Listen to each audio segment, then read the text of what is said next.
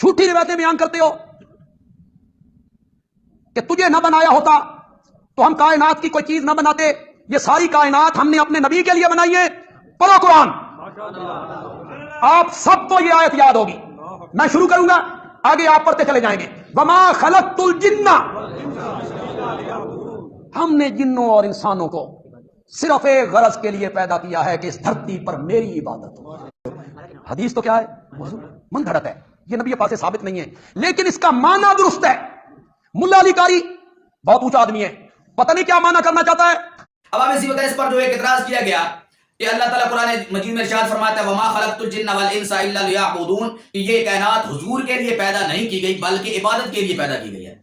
رب فرماتا ہے میں نے انسانوں اور جنوں کو اپنی عبادت کے لیے پیدا کیا ہے، اور یہ لوگ کہتے ہیں کہ یہ کائنات محبوب علیہ السلام کے لیے پیدا کی گئی ہے۔ اب آپ اسی وقت یہ ان کا دھوکہ ہے، اگرچہ اس آیت کا یہ آیت مقصد حیات کے متعلق ہے، یعنی انسانوں اور جنوں کو پیدا کرنے کا مقصد جو ہے وہ اس حدیث میں بیان کیا گیا ہے، اور نبی کریم صلی اللہ علیہ وسلم کی ذات سبب کائنات ہے، لہذا دونوں باتیں اپنی جگہ درست ہیں کہ دنیا کو بنانے کا، انسان اور جنوں کو بنانے کا مقصد رب کی عبادت ہے اور سبب سرکار کی ذات ہے۔ میں وضاحت کرتا ہوں، دو قسم کی علتیں ہوتی ہیں، ایک علت غائیہ ہوتی ہے، ایک علت باعثہ ہوتی ہے۔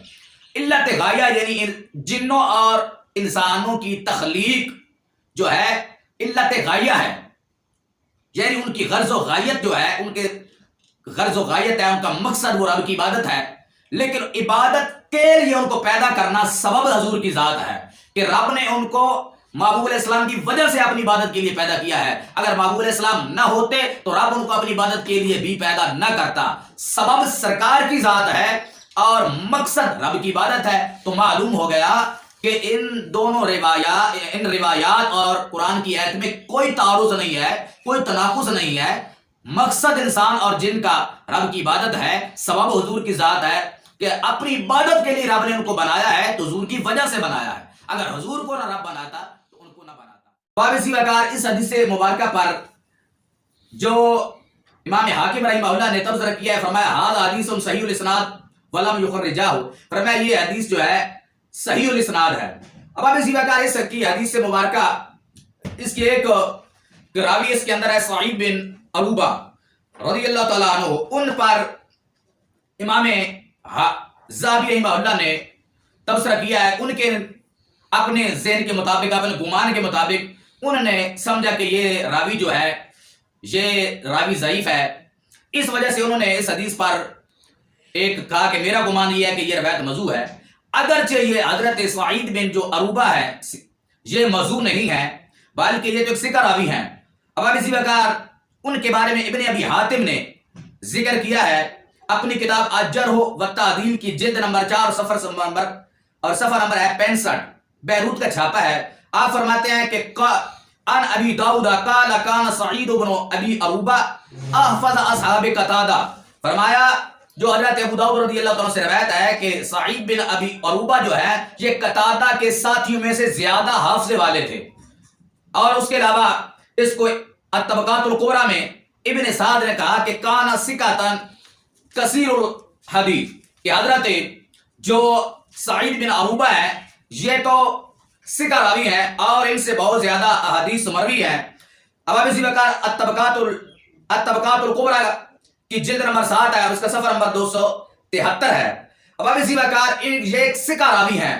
ہاں ان کے بارے میں یہ آتا ہے کہ ان کو آخری عمر میں اختلاط ہو گیا تھا، آخری جو 5 سال تھے ان میں اختلاط ہو گیا تھا، اور جو اختلاط سے ابواب ذیوقار اختلاط سے پہلے کی روایات ہے وہ قابل قبول ہیں، اور علماء نے محدثین نے التاریخ والثقات میں یہ واضح کیا ہے، تاریخ والثقات کی جلد نمبر 1 صفحہ نمبر 187 پر یہ ذکر کیا ہے کہ ان سے ان 5 سالوں میں جن 5 سالوں میں ان کو اختلاط ہو گیا تھا صرف 2 راویوں نے روایت کیا ہے، ایک حضرت وقیع ہے اور دوسرے حضرت معافی بن عمران موصلی ہے۔ اب آپ اسی وقار معلوم ہوا کہ جو حضرت سعید بن عروبہ سے دیگر محدثین نے روایت کی ہے وہ ان کے اختلاط ہونے سے پہلے کی ہے، اور پہلے کی ان کے یہ راوی ثقہ ہے اور ان کی حدیث قابل حجت ہے۔ معلوم ہوا کہ یہ حدیث صحیح ہے۔ آخر میں لولا کا ما خلقت الافلاق والی جو روایت ہے اس پر اعتراض کیا جاتا ہے۔ اب آپ اسی وقار اس روایت کو تالیفات رشیدیہ کے صفحہ نمبر تالیفات رشیدیہ میں جو فتاوی رشیدیہ ہے اس کا صفحہ نمبر 161 پر یہ روایت ذکر کی گئی ہے، الشہاب ثاقب کے صفحہ 47 پر ذکر کی گئی ہے. اس کے علاوہ یہی روایت ملفوظات محدث کشمیری کے صفحہ 184 پر ذکر کی گئی ہے. اباب ذیبقار اس پر ذکر کرنے کے بعد محدث کشمیری دیوبندی نے اس پر تبصرہ بھی کیا ہے. آپ فرماتے ہیں کہ مشہور عام حدیث جو ہے لولا لما خلقت الافلاک، ان الفاظ کے ساتھ صحیح نہیں ہے، اس لیے دوسری روایات صحیحہ کی وجہ سے اس کا مضمون درست قرار دیا گیا ہے. چنانچہ حضرت مجدد قدس سرہ نے بھی صفحہ نمبر 177 اور جلد نمبر 1 مکتوبات نمبر 44 میں لولا لما خلق اللہ الخلق ولما اظہر ربوبیہ والی روایت درج فرمائی ہے. کیا مطلب کہ اگر محمد صلی اللہ علیہ وسلم نہ ہوتے تو اللہ مخلوق کو پیدا نہ فرماتا اور اپنا رب ہونا ظاہر بھی نہ فرماتا. فرماتے ہیں اگرچہ یہ سند کے لحاظ سے روایت صحیح نہیں ہے لیکن اس کا مفہوم ٹھیک ہے. مفہوم کیوں ٹھیک ہے؟ کیونکہ فرمایا جو دیگر روایات صحیحہ اس پر وضاحت کرتی ہیں، میں ان کے حوالہ جات آپ حضرات کے سامنے پیش کر چکا ہوں. موضوعات کبیر میں ملا علی قاری رحمہ اللہ نے بھی ذکر فرمایا ہے کہ یہ روایت اگرچہ سند کے لحاظ سے صحیح نہیں ہے، اس کا مفہوم ٹھیک ہے.